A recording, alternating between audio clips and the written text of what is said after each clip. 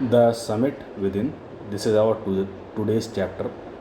This chapter is written by HPS Ahluwalia, who was a member of the first successful Indian expedition of Mount Everest in 1965. यह lesson जो है श्रीमान H P S Ahluwalia द्वारा लिखा गया है, जो कि एक सदस्य थे उस साहसिक कारनामे के जिन्होंने माउंट एवरेस्ट पर पहली बार 1965 में फतह हासिल करी थी। उस पार्टी के वे एक मेंबर थे।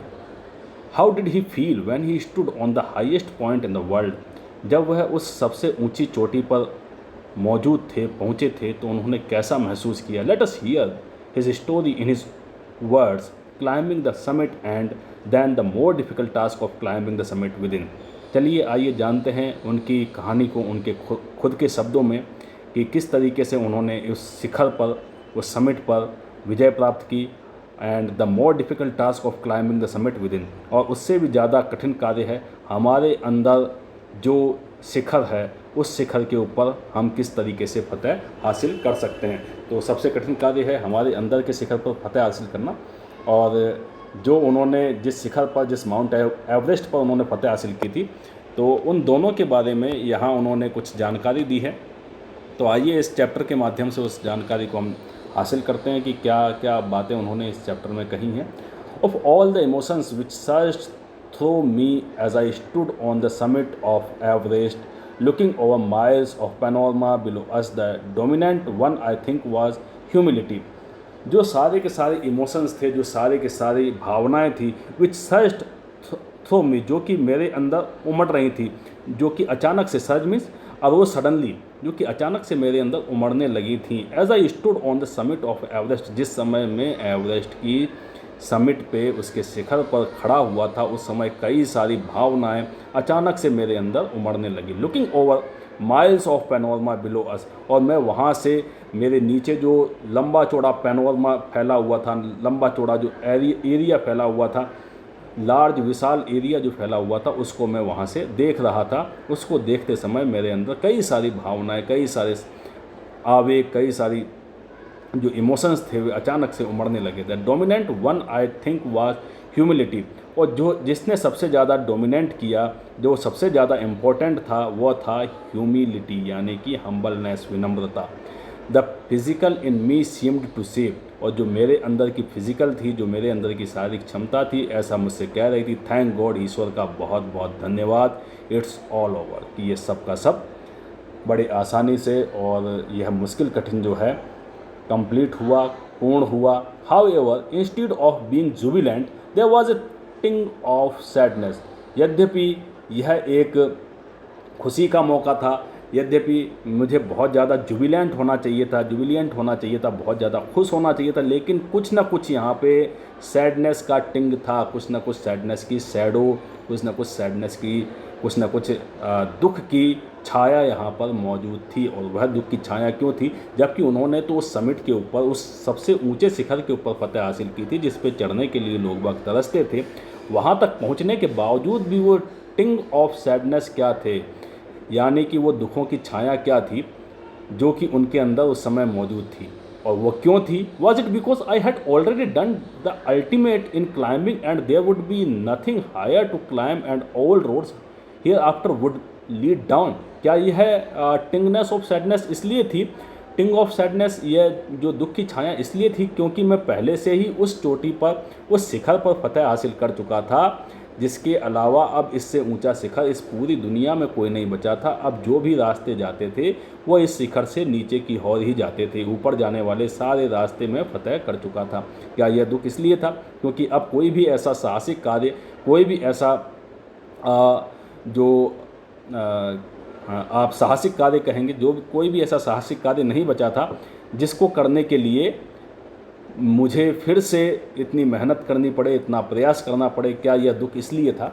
तो वह उस दुख को समझ नहीं पाए कि अचानक से ये सैडनेस, ये दुख क्यों मेरे अंदर आया। By climbing the summit of Everest you are overwhelmed by a deep sense of joy and thankfulness. इस माउंट एवरेस्ट की समिट को चढ़ने के बाद में आप जो हैं पूर्ण रूप से आपके अंदर जो है पूर्ण आवेग आ जाते हैं सेंस ऑफ जॉय के और थैंकफुलनेस के, यानी आपके अंदर जोश और उमंग का भी आवेग पैदा हो जाता है और आपके अंदर धन्यवादों का आवेग भी पैदा हो जाता है। आप हर एक व्यक्ति को धन्यवाद देने लगते हैं जिन्होंने आपकी उस समय मदद की थी, उस समिट तक आपको पहुंचाने में। ईश्वर का धन्यवाद देते हैं, उन लोगों का धन्यवाद देते हैं जिसकी वजह से आप इतने ऊंचे दुर्गम और दुर्जय पर्वत को जीतने में सफल हुए। तो वहाँ पहुँचने के बाद में हमारे अंदर सेंस ऑफ जॉय और थैंकफुलनेस बहुत ही तेज़ी से उमड़ने लगता है। It is a joy which lasts A life time.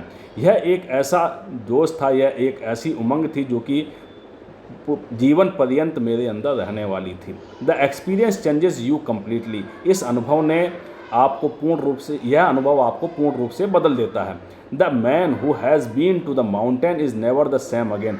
वह व्यक्ति जो कि इस तरीके के माउंटेन को पर विजय प्राप्त कर लेता है वह पहले जैसा बिल्कुल नहीं रहता, यानी उसमें कई सारे बदलाव आ जाते हैं। As I look back at life after climbing Everest, जैसा कि मैंने अपने जीवन को एवरेस्ट पर फतह करने के बाद में मुड़ कर के देखा, I can not help remarking about the other summit. मैं इस बात पर टिप्पणी किए बिना नहीं रह सका कि अब कौन सी summit, the summit of the mind, मेरे मस्तिष्क की समिट, मेरे मस्तिष्क का शिखर, no less formidable and no easier to climb. जिसको फॉर्मिडेबल करना, जिसको दुर्जय कर देना और जिसके ऊपर चढ़ाई कर लेना कोई आसान कार्य नहीं था। यानी अपने मस्तिष्क पे, अपने मन पर विजय प्राप्त कर लेना कोई आसान कार्य नहीं होता। यह उससे भी ज़्यादा दुर्जय है, यह उससे भी ज़्यादा कठिन शिखर है जितना कि माउंट एवरेस्ट था। यानी कि अगर आप अपने मस्तिष्क पे, मन पे कंट्रोल प्राप्त कर लेते हैं तो उससे ज़्यादा बुलंदियों पर आप कभी नहीं पहुंच सकते। तो इनके ऊपर विजय प्राप्त करना अब ज़रूरी था। अब मेरे सामने एक ही शिखर बचा था, वो था मेरे माइंड का, यानी मेरे मस्तिष्क का और मेरे मन का, जिसके ऊपर मुझे विजय प्राप्त करनी थी। Even when getting down from the summit, once the physical exhaustion had gone, I began asking myself the question why I had climbed Everest। और जब मैं नीचे उतर रहा था from the summit, once the physical exhaustion had gone, जबकि मेरी जो शारीरिक क्षमता थी, मेरी शारीरिक ताकत थी, मेरी शारीरिक थकान थी, वो पूर्ण रूप से जा चुकी थी। I began asking myself the question, मैंने अपने आप से एक प्रश्न पूछा, why I had climbed Everest, क्यों मैं इस एवरेस्ट के शिखर पर चढ़ा। What is the reason behind it that I had climbed the Everest. Why did the act of reaching the summit have such a hold on my imagination. और क्यों इस समिट पर पहुंचने का जो कारनामा है वो मेरी इमेजिनेशन में, मेरी कल्पनाओं में हमेशा के लिए होल्ड रहा, हमेशा के लिए बसा रहा। उसके पीछे के क्या कारण थे कि मैं हमेशा इस दुर्जय पहाड़ की ओर हमेशा आकर्षित होता रहा और इस पर चढ़ने के बारे में सपने देखता रहा, अपनी कल्पनाओं में इसको बसाता रहा और हमेशा ये सोचता रहा कि एक दिन वह आएगा जब मैं इस समिट के ऊपर विजय हासिल करूँगा। It was already thing of past, यह अब एक तरीके से भूतकाल हो चुका था, क्योंकि अब मैं इस समिट के ऊपर विजय प्राप्त कर चुका था, मैं माउंट एवरेस्ट पर फतेह प्राप्त कर चुका था। अब ये सारी की सारी बातें जो है पास्ट की बातें हो चुकी थी। समथिंग डन यस्टरडे, कुछ ऐसा हो चुका था कि मैं एक दिन पहले ही इन सब चीज़ों को, ये कल की बात हो चुकी थी कि कल ही मैं इन सब चीज़ों को कंप्लीट कर चुका था। With every passing day it would become more remote, और प्रत्येक गुजरते दिन के साथ में यह और रिमोट होती चली जाएगी, यह और कोने में सरकती चली जाएगी और मुझसे दूर होती चली जाएंगी। माउंट एवरेस्ट की यादें, वहाँ फतेह करने की बातें, ये सब और रिमोट होती चली जाएंगी। And then what would remain, और उसके बाद में क्या बचेगा। Would my memories fade slowly away, क्या धीरे धीरे मेरी मेमोरीज से ये सारी की सारी चीज़ें फेडेड हो जाएंगी, धुंधली होती चली जाएंगी और मैं इन सब चीज़ों को बाद में भूल जाऊँगा। अधिकतर हर एक कार्य करने के बाद में हम लोगों के साथ में यही होता है, जिस काम को हम बहुत कठिन मानते हैं, बहुत दुर्जय मानते हैं, जब उसके ऊपर हम विजय प्राप्त कर लेते हैं तो धीरे धीरे वह विजय हमको धुंधली होती हुई दिखाई देती है। समय के साथ साथ वह विजय हमको ऐसी प्रतीत होती दिखाई देती कि मानो वह कल की बात हो गई, हमने वहाँ पे फतेह हासिल की और धीरे धीरे वह हमारी मेमोरी से गायब होती चली जाती है। तो मिस्टर आलूवालिया यही कह रहे हैं कि किसी भी चीज़ के ऊपर फतेह प्राप्त कर लेना एक अलग बात होती है, और उस समय जो मेमोरीज़, उस समय जो हमारी हालत होती है, धीरे धीरे समय व्यतीत होने के साथ साथ वह ऊर्जा, वह क्षमता खत्म होती चली जाती है और वह जो समिट की जो यादें थी वह भी धीरे धीरे समय के साथ साथ धुंधली होती चली जाती हैं। All this thoughts lead me to question my self as to why people climb mountains. इन सब चीज़ों ने मेरे अंदर एक क्वेश्चन मुझसे पूछने के लिए पैदा किया कि क्यों लोग माउंटेन्स को क्लाइंब करते हैं, क्यों लोग पर्वतों पे चढ़ते हैं। It is not easy to answer the question. इस प्रश्न का उत्तर देना बहुत आसान नहीं था। The simplest answer would be as other have said, इसका सबसे साधारण सा उत्तर यह हो सकता था जैसा कि दूसरे लोग भी कहते हैं, बिकॉज इट इज़ देयर, क्योंकि ये यहाँ हैं, पर्वत यहाँ पे मौजूद हैं, इसलिए हम लोग इन पर चढ़ते हैं। It is present great difficulties, क्योंकि ये हमारे सामने बहुत कठिन चीज़ें पैदा करते हैं। Man takes delight in overcoming obstacles, और व्यक्तियों को, लोगों को मज़ा आता है किसी भी ऑब्स्टिकल के ऊपर विजय प्राप्त करने में। लोगों को बड़ा ही आनंद आता है, किसी भी चुनौती पर पार पाने में व्यक्तियों को बड़ा ही आनंद आता है, इसलिए लोग जो है माउंटेन क्लाइंबिंग को चूज़ करते हैं। The obstacles in climbing a mountain are physical, mountain के पर्वत पर चढ़ना और उन पर पार पाना, यह एक फिजिकल रूप की चुनौती है, यह एक शारीरिक चुनौती है।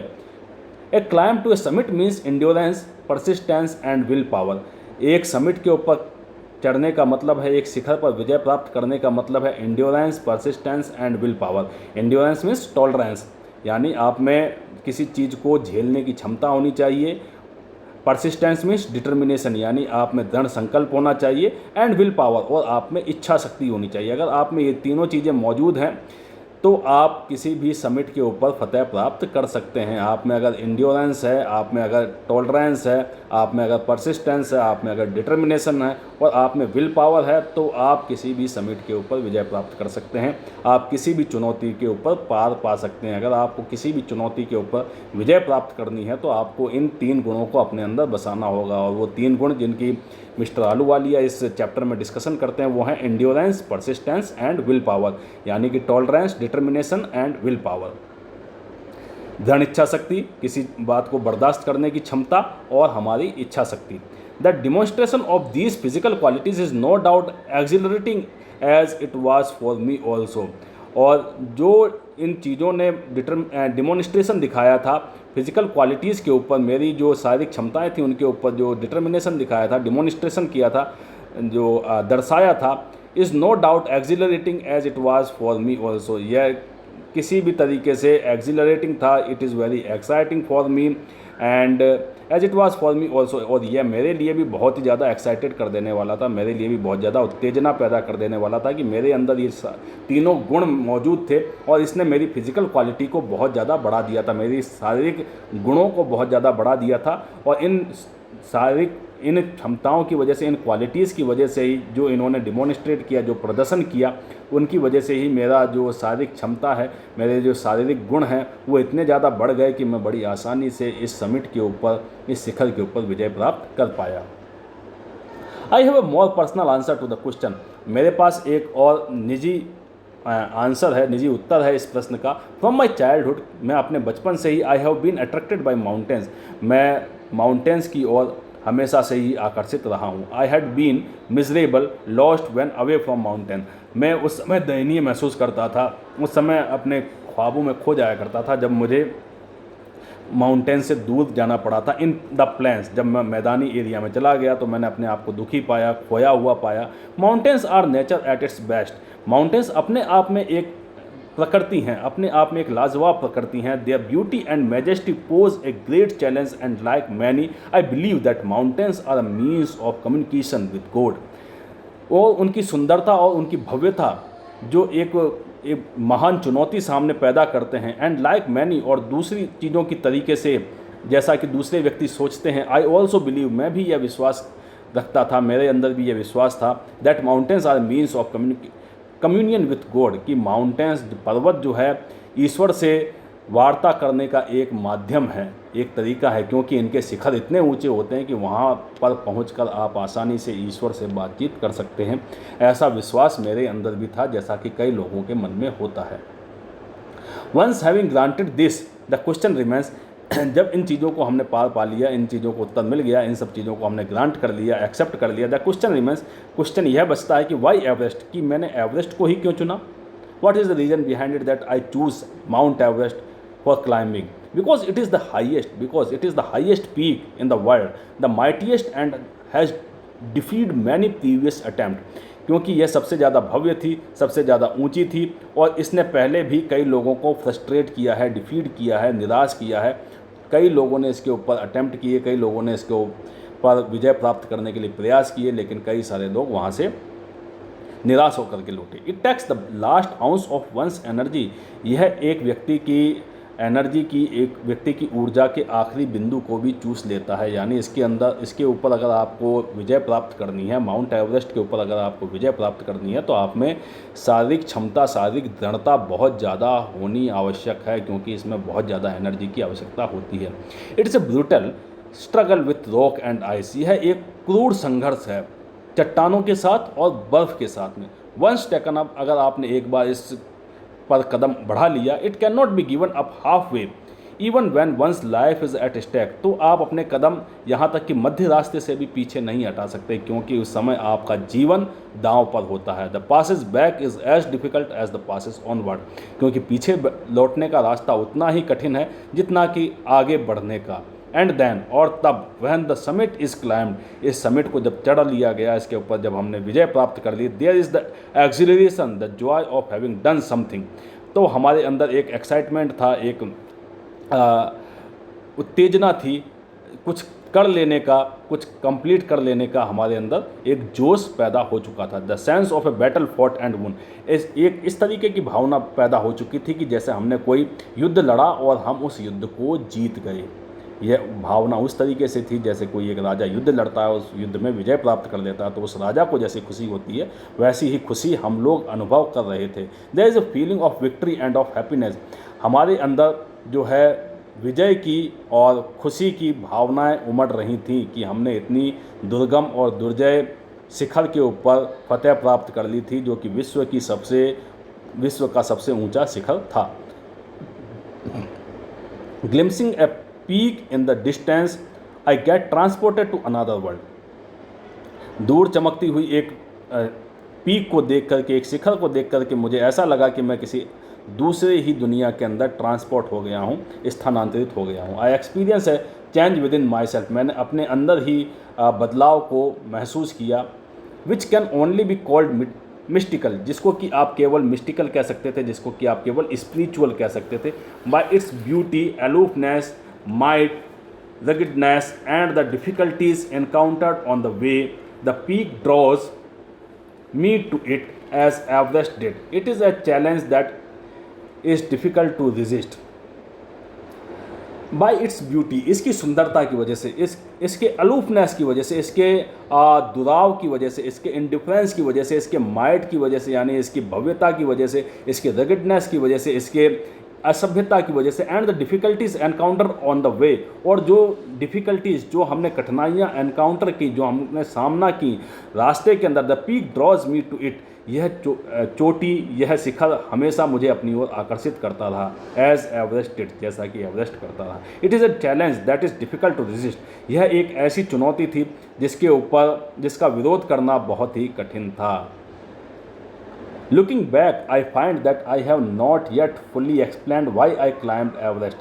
पीछे मुड़कर अगर मैं देखता हूँ तो मैं यह पूर्ण रूप से इसको एक्सप्लेन नहीं कर सकता, इसकी व्याख्या नहीं कर सकता कि मैंने क्यों एवरेस्ट को ही फतेह करने के लिए चुना। It is like answering a question why you breathe, यह इस तरीके के प्रश्न का उत्तर देना होगा जैसे कोई आपसे पूछ ले कि आप श्वास क्यों लेते हैं।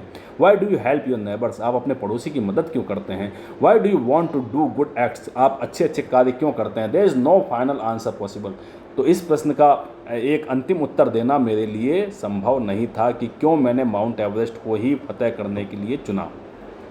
And then there is the fact that Everest is not just a physical climb, और वास्तव में अगर फैक्ट कहा जाए, तथ्य को कहा जाए, तो एवरेस्ट केवल एक फिजिकल क्लाइंब नहीं थी, केवल एक शारीरिक चढ़ाई नहीं थी। The man who has been to the mountain top becomes conscious in a special manner of his own smallness in this large universe, एक व्यक्ति जो कि माउंटेन के टॉप पर होता है वह इस बात से कॉन्शियस हो जाता है, इस बात से जागरूक हो जाता है, इन ए स्पेशल मैनर, एक अजीब से तरीके के साथ में, ऑफ हिज ओवन स्मॉलनेस, अपने छोटेपन पे, अपने तुच्छपन पे, इन दिस लार्ज यूनिवर्स, इतने विशाल काय अंतरिक्ष में, इतने विशाल काय संसार के अंदर अपने तुच्छपन के ऊपर उसे अचंभा होने लगता है कि मैं कितना तुच्छ प्राणी हूँ, कितना छोटा प्राणी हूँ, मैं कितना सबसे स्मॉल पर्सन हूँ, इस पूरे के पूरे लार्ज यूनिवर्स का एक छोटा सा मैं हिस्सा हूँ। The physical conquest of A mountain is only one part of the achievement, mountain पर फिजिकली विजय प्राप्त कर लेना केवल इस अचीवमेंट का एक हिस्सा है। There is more to it than that. इसके अलावा भी कई सारी चीज़ें हैं। It is followed by a sense of fulfilment. There is the satisfaction of a deep urge to rise above one surroundings. यह एक तरीके से फुलफिलमेंट का, हमारे कंप्लीशन का एक सेंस है कि मैंने किसी एक चीज़ के ऊपर विजय प्राप्त कर ली। There is the satisfaction of a deep urge to rise above one surroundings. यह एक तरीके से एक संतुष्टि है उस डीप अर्ज के लिए, उस अत्यधिक गहरी चीज़ के लिए कि मैं हमेशा से अपने आसपास के इन सराउंडिंग्स के हमेशा इन पर विजय प्राप्त करने के लिए अपना जी जान लगाता रहा। It is the eternal love for adventure in man. यह व्यक्ति के अंदर किसी साहसिक कारनामे के लिए पैदा होने वाला, कभी खत्म न होने वाला प्यार है। The experience is not merely physical. यह अनुभव न केवल शारीरिक है, it is emotional, it is spiritual, बल्कि यह एक भावनात्मक और आध्यात्मिक एक्सपीरियंस भी है। यानी कि माउंटेन पर विजय प्राप्त कर लेना, किसी शिखर पर विजय प्राप्त कर लेना, यह एक ऐसा एक्सपीरियंस है, यह एक ऐसा अनुभव है जो न केवल फिजिकल है, बल्कि इससे हम भावनात्मक और आध्यात्मिक रूप से भी हम इसे महसूस करते हैं, इस अनुभव को उस शिखर पर पहुंचने के बाद में।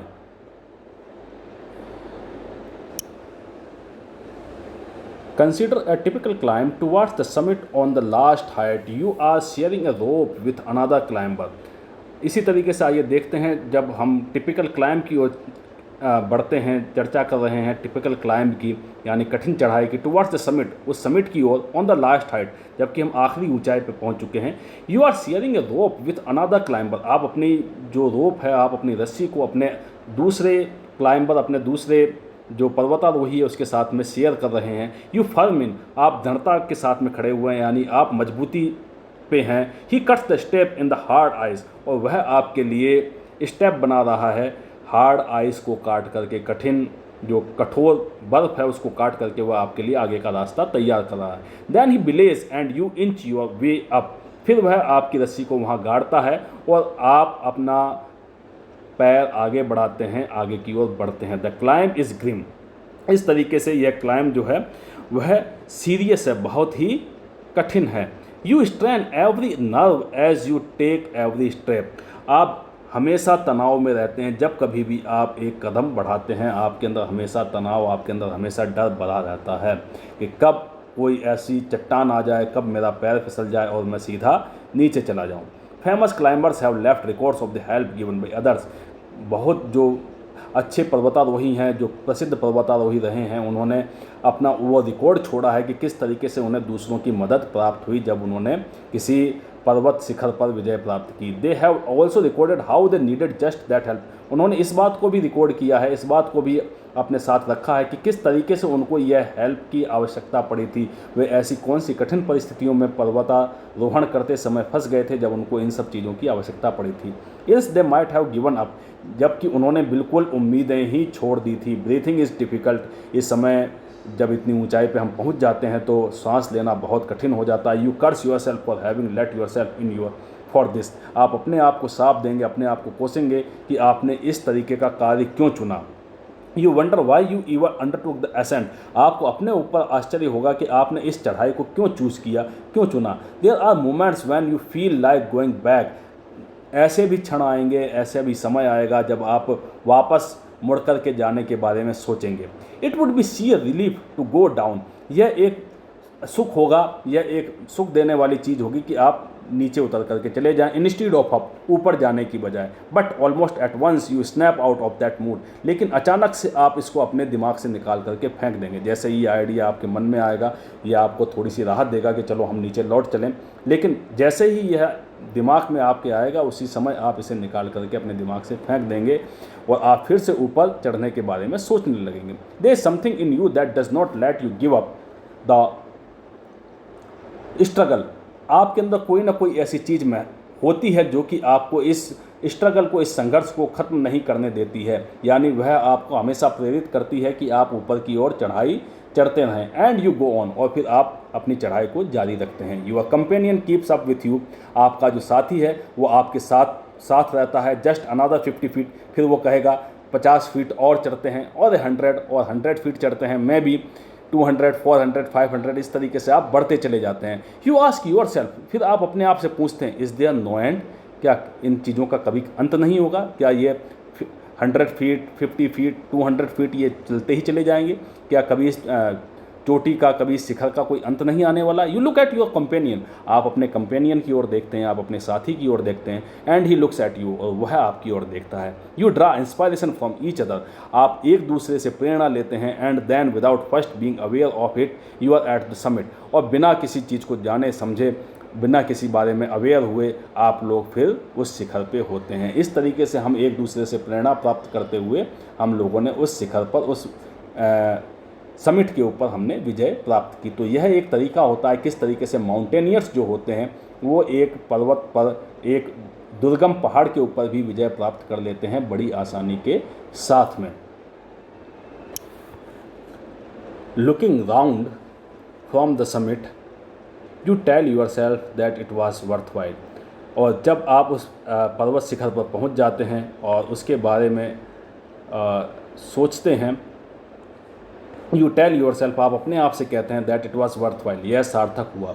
Other silvery peaks appear through the clouds, और दूसरी जो सिल्वरी पीक्स हैं यानी कि सफ़ेद रंग की चोटियां हैं वह बादलों के बीच में से प्रकट होती हुई दिखाई देती है। If you are lucky the sun may be on them, अगर आप भाग्यशाली हुए और सूर्य की रोशनी उनके ऊपर गिरी, the surroundings peak look like a jewelled necklace around the neck of your summit, तो आसपास की जो पीक हैं, आसपास के जो पर्वत चोटियां हैं वो आपकी समिट के चारों ओर एक हार के समान फैल जाती हैं, एक हार सा बना लेती हैं, एक नेकलेस सा बना लेती हैं। Below you see vast valley sloping into the distance, नीचे आप गहरी खाइयों को देख सकते हैं जो कि दूर तक जाती हुई दिखाई देती है। It is an ennobling enriching experience to just look down from the summit of a mountains, यह एक तरीके का ऊंचा उठा देने वाला, इनोबलिंग कर देने वाला, आपके अनुभव को एनरिच कर देने वाला और उच्च बना देने वाला एक्सपीरियंस है, अनुभव है। To just look down from the summit of mountain, कि इतने ऊंचे माउंटेन, इतने ऊंचे शिखर से आप नीचे की ओर जब झांक करके देखते हैं तो ये आपके एक्सपीरियंस को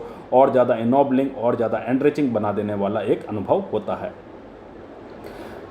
you bow down and make your obeisance to whichever god you worship, और आप अचानक से श्रद्धावत झुक जाते हैं, ओबिशियंस हो जाते हैं यानी श्रद्धा में झुक जाते हैं। जिस भी ईश्वर की आप पूजा करते हैं उस ईश्वर के लिए अचानक से आप खुद ब खुद बो डाउन हो जाते हैं, झुक जाते हैं। I left on Everest a picture of Guru Nanak, मैंने भी एवरेस्ट के ऊपर गुरु नानक देव की पिक्चर को छोड़ा। Rawat left a picture of goddess Durga, Rawat ने गॉडेस दुर्गा की पिक्चर वहाँ छोड़ी। Phudorji left a relic of the Buddha, Phudorji ने बुद्धा से जुड़े हुए कुछ अवशेष वहाँ छोड़े थे। Edmund Hillary had buried a cross under a cairn, और एडमंड हिलेरी ने एक जो चट्टानों के जो टुकड़े थे उनके नीचे एक क्रॉस को गाड़ दिया था। इन द स्नो, उस बर्फ़ के अंदर। These are not symbols of conquest but of reverence, यह न केवल हमारी उस कॉन्क्वेस्ट के, हमारी उस विजय के सिंबल थे, बल्कि यह हमारी श्रद्धा थी उस ईश्वर के प्रति जिसको कि हम धन्यवाद देना चाहते थे, जिसने हमें इस दुर्गम,